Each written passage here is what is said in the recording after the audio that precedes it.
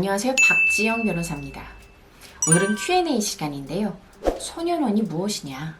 소년재판은 형사재판하고 다른 것이냐? 보호처분은 전과가 남느냐? 징역을 사는 것과 형사처벌과는 다른 것이냐? 등등을 질문을 합니다.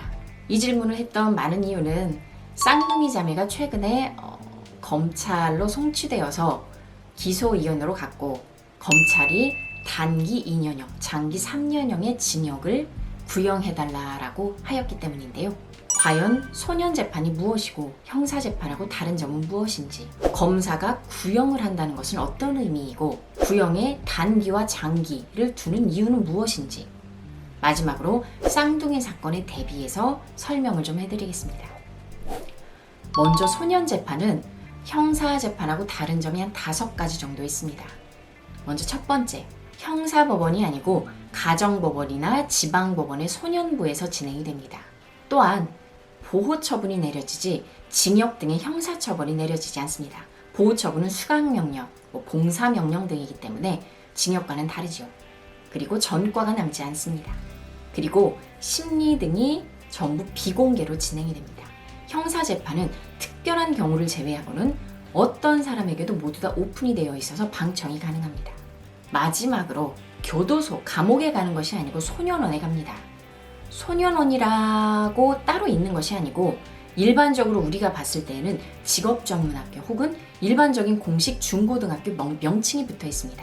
거기에 가서 정식 교사들을 두고서 직업 훈련을 받거나 교화나 교육을 받게 됩니다.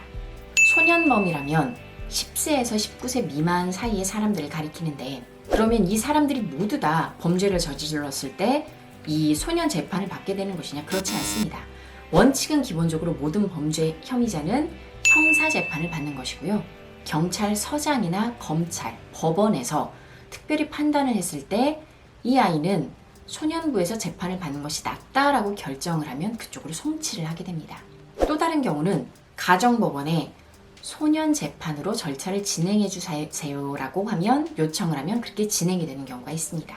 그러면 소년 재판으로 한번 가게 되면 끝까지 그것으로 가느냐? 그렇지 않습니다. 가정법원이나 지방법원으로 송치가 됐을 경우에 혹은 거기에서 재판이 시작되었을 경우라도 법원이 봤을 때 죄질이 굉장히 나쁘고 반성의 빛이 전혀 없고 이러한 형상들이 보이면 다시 검찰로 송치합니다. 즉 형사재판이 진행된다는 뜻입니다.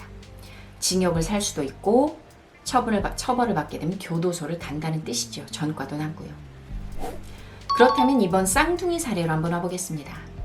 숙명여고에 입학한 쌍둥이가 해당 학교의 교무부장으로 있던 아빠로부터 시험 문제를 사전에 받아서 시험을 보는 바람에 126등, 59등이었나요? 그 정도 성적이 전교 1등으로 1년 만에 뜹니다. 한 학기만이군요, 참. 그리고 나서 또 의심스러운 정황은 이렇게 수사가 개시되고 나서, 즉 더 이상 아빠로부터 이 시험 문제를 받지 않는 시점이겠죠.